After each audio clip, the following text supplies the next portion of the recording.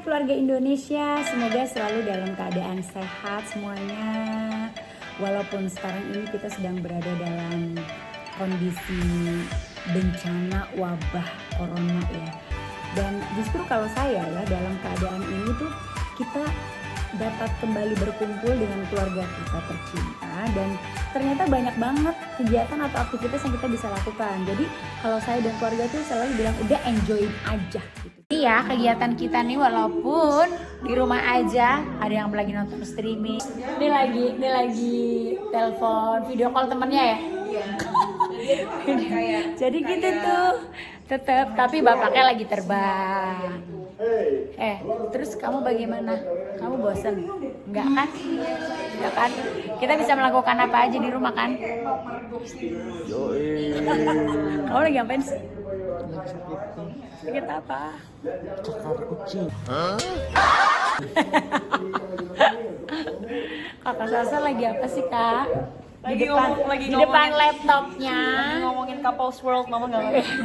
Di depan laptopnya sambil video call. Kamu main apa sih? Sims. Oh my god. Kalau nggak main Sims, nonton Korea sama nonton India. Jadi jangan pernah merasa bosan karena kalian bisa melakukan apa aja. Nih sekarang Devana udah mulai main piano. Bawa daku penuhi.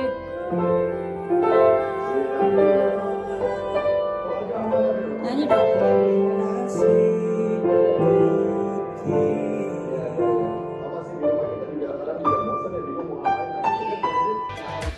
Udahlah nikmatin aja supaya mata rantai pemutusan virusnya ini cepat gitu.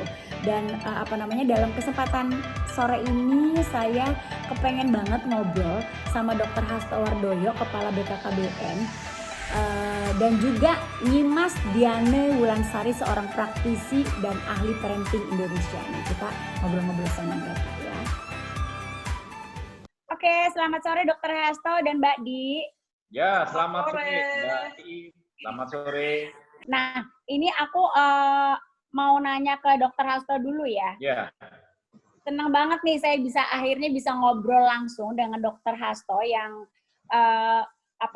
lembaga yang benar-benar fokus, yaitu BKKBN, fokus kepada keluarga ya. Nah, bagaimana nih Pak Hasto, BKKBN sendiri, apa yang telah dilakukan terkait dengan kondisi bencana wabah ini?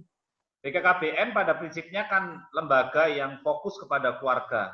Karena urusan kita memang keluarga. Dan keluarga itu kan bagian unit terkecil dari masyarakat atau dari penduduk dan juga dari populasi yang luas gitu. Sehingga harapannya kalau kita itu bisa memberikan intervensi, kemudian memberikan informasi kepada keluarga, ya dari keluarga lah kemudian bisa untuk masyarakat, bisa untuk populasi atau penduduk yang lebih luas. Jadi makanya BKKBN ini kan punya namanya penyuluh ya. Mungkin Mbak Is sudah sering tahu ada penyuluh KB, ada sub PPKBD, PPKBD yang ada di desa-desa, itu ada semua. Jadi kita punya 1,2 juta penyuluh yang ada di seluruh Indonesia. Ada kader-kadernya. Makanya BKKBN ini membuat semacam multi-level networking ya dengan seluruh penyuluh yang ada di desa agar mereka bisa share informasi. Nih, sekarang saya mau ke Mbak Di nih, mengenai keluarga berkumpul ya. Sekarang ini kan kita memang tidak pergi kemana-mana. Dan kebetulan saya punya 2 anak nih, satu perempuan usianya sudah dewasa lah kalau saya bilang. Yang satu ini ABG nih, 17 tahun. Beruntung saya punya anak-anak yang mengerti dan aware gitu akan kesadaran diri bahwa oke, saya nggak pergi, saya di rumah aja. Walaupun mungkin ada bosen, ada boring, tapi kadang-kadang ada nih keluarga yang lain yang anaknya tuh dikasih tahu tetap ngeyel pergi nih. Ini cara efektif supaya mereka mendengarkan orang tua dan aware akan situasi sekarang, apa sih Mbak yang mesti dilakuin? Iya, jadi ini untuk Teis dan seluruh ayah bunda di Indonesia ya.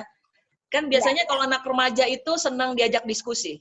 Yang pertama, ayah dan bunda atau Teis di rumah bisa buka percakapan ya tentang informasi COVID-19 ini.